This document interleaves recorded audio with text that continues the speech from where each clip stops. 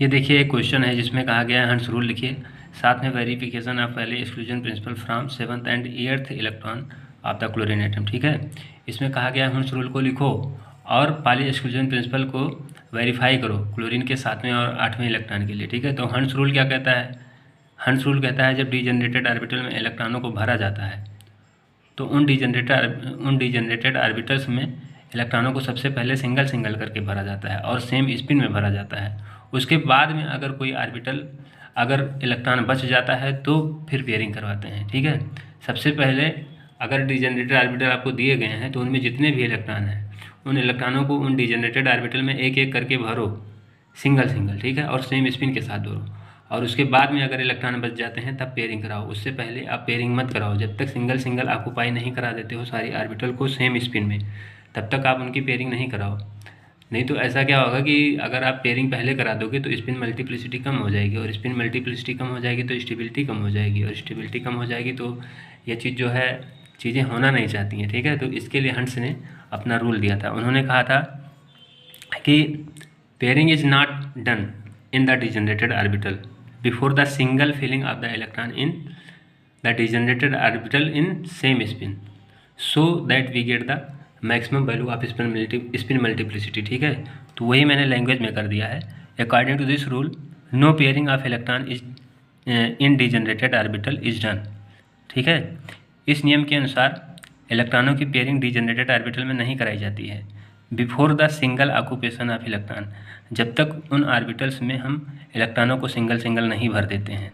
इन degenerated orbital वही चीज़, उन degenerated orbital में जब तक हम इलेक्ट्रॉनों को सिंगल सिंगल नहीं भर देते हैं सेम स्पिन के साथ, विद सेम स्पिन के साथ। ठीक है, सेम स्पिन के साथ जब तक उन डिजनरेटेड ऑर्बिटल में इलेक्ट्रॉनों को हम सिंगल सिंगल नहीं भर देते हैं तब तक पेयरिंग नहीं करवाई जाती है। ठीक है, और ऐसा क्यों किया जाता है? So we get maximum spin multiplicity value, ताकि हमें स्पिन मल्टीप्लिसिटी की वैल्यू सर्वाधिक प्राप्त हो। स्पिन मल्टीप्लिसिटी की वैल्यू अगर सर्वाधिक प्राप्त होगी तो स्टेबिलिटी मैक्सिमम होगी। ठीक है, तो इसका मैंने जो हंस रूल है उसको इस प्रकार से दिखाया गया है। D3 जो कॉन्फ़िगरेशन है इसको 3 प्रकार से हमने किया है। तो ये जो कॉन्फ़िगरेशन है ये देखो हंस रूल को वायलेट कर रहा है। ठीक है, हंस रूल कहता है सबसे पहले एक एक भरो और सेम पेयरिंग के साथ भरो। तो यहाँ देखो सबसे पहले ही डबल कर दिया तो ये गलत हो गया। ठीक है, और ये देखो एक एक करके तो भरा लेकिन जो इस इलेक्ट्रॉन की स्पिन है वो चेंज कर दिया तो ये भी गलत हो गया। तो इसका मतलब ये भी कॉन्फ़िगरेशन गलत है। अब ये जो थर्ड कॉन्फ़िगरेशन है इसमें सिंगल सिंगल करके भरा है इलेक्ट्रॉनों को और सेम स्पिन के साथ भरा है, तो इसका मतलब ये वाला जो कॉन्फ़िगरेशन है वो सही है। ठीक है, तो इस प्रकार से हंस रूल जो है वो क्लियर हो गया होगा। ठीक है, तो हंस रूल में इतना ही लिखना है। ठीक है, उसके बाद में जैसे पाली एक्सक्लूजन प्रिंसिपल जो है ये क्या कहता है, तो ये पाली एक्सक्लूजन प्रिंसिपल मैं लेक्चर में डाल चुका हूँ, दोनों लेक्चर में डाल चुका हूँ और बहुत डिटेल से, लेकिन ये किसी स्टूडेंट का रिक्वेस्ट आया कि इस पर वीडियो बना दीजिए तो मैंने बना दिया है। ठीक है, अब इसमें कह रहा है कि पाली एक्सक्लूजन प्रिंसिपल जो है वो क्या है, तो पाली एक्सक्लूजन प्रिंसिपल कहता है कि किसी भी परमाणु के अंदर किन्हीं भी 2 इलेक्ट्रॉनों के लिए उनकी चारों क्वांटम संख्याएं कभी सेम नहीं होगी। अगर 3 सेम कर जाएंगी तो चौथी डिफरेंट होगी। मतलब ऐसा हो सकता है कि चारों डिफरेंट हो लेकिन ऐसा कभी नहीं होगा कि चारों सेम हो। पाली एक्सक्लूजन प्रिंसिपल क्या कहता है?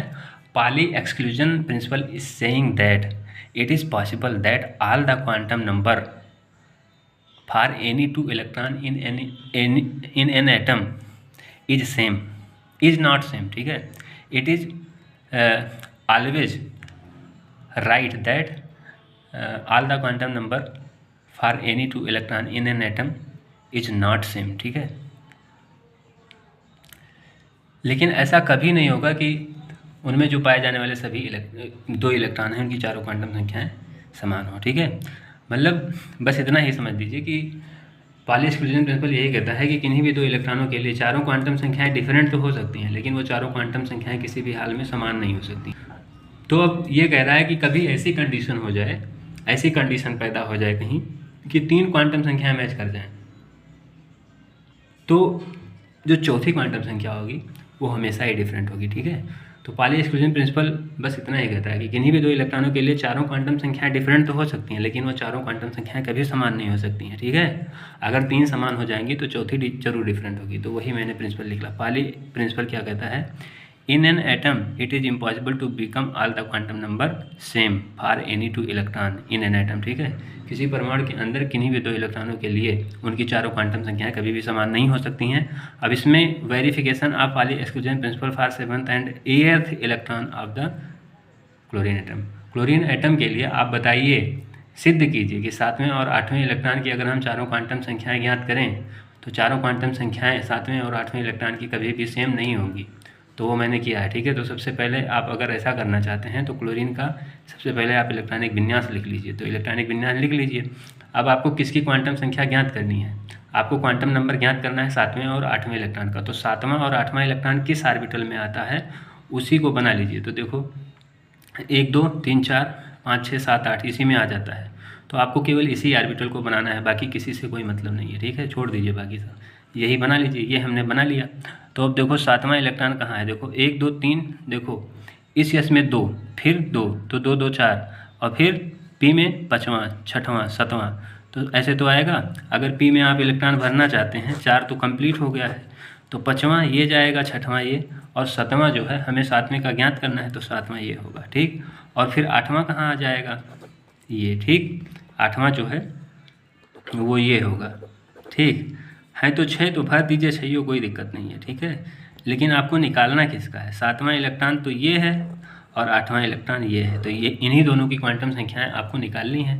तो अब देख लीजिए ये क्या है, 2p6 है। तो यहाँ पर यन क्या है? देखो अब मैंने एक 7th इलेक्ट्रॉन के लिए NLMS और फिर 8th इलेक्ट्रॉन के लिए NLMS निकाला है।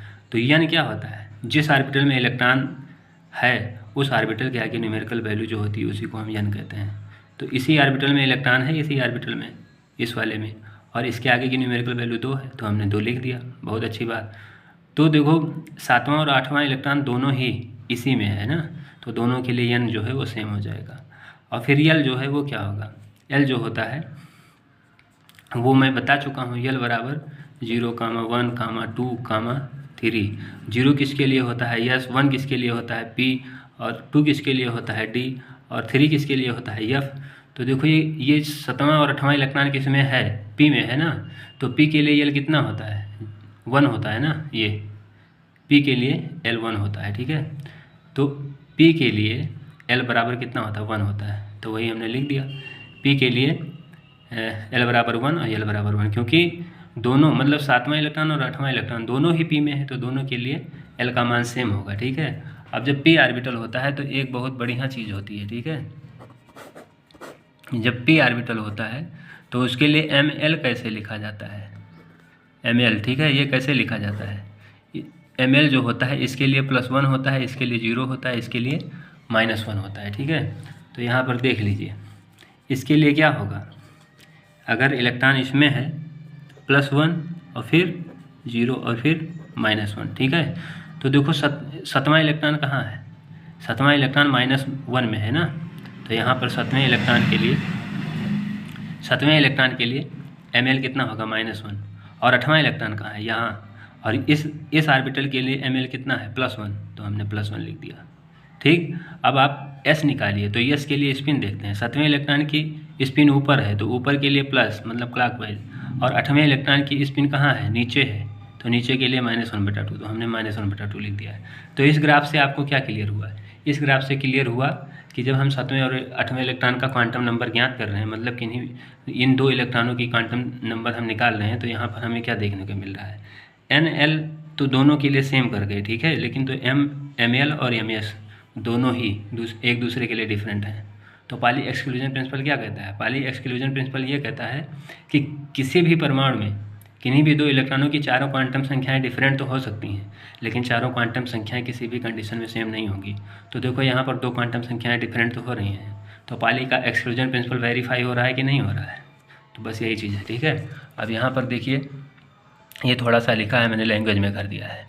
फ्रॉम द टेबल 1, ये टेबल 1 तो है, ठीक है, ये टेबल 1 तो है।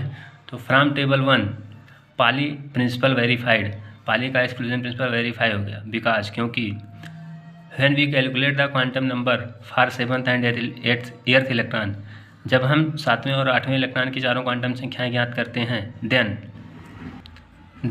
तब मतलब तब हमें देखने को क्या मिलता है, then n l same for both seventh and eighth. तो हमें क्या देखने को मिला, एन और यल, सेवन्थ के लिए देखो एन कितना है 2, एट्थ के लिए एन कितना है 2, और फिर देखो 7 के लिए एल कितना है 1, 8 के लिए एल कितना है 1। ठीक, तो वही यहाँ पर लिखा है, then n and l same for both seventh and eighth electron.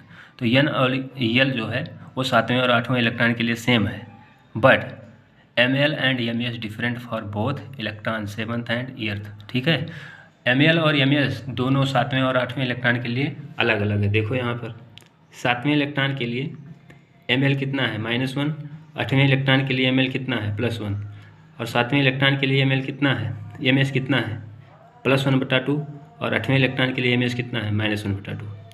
तो जो हम ये टेबल में हम क्या देख रहे हैं कि 7वें इलेक्ट्रॉन के लिए एन एल, 7वें और 8वें इलेक्ट्रॉन के लिए एन और यल सेम है, लेकिन एम एल और एम एस दोनों डिफरेंट हैं।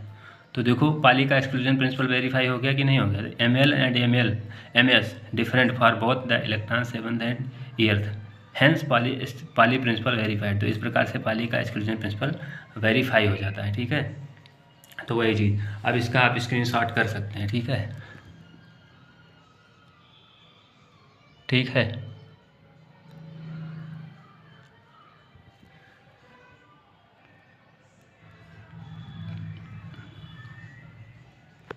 आपको ये नहीं लिखना है, ये तो मैंने समझाने के लिए लिख दिया है। ठीक है, ये जो है ये नहीं लिखना है, ये मैंने समझाने के लिए लिख दिया है।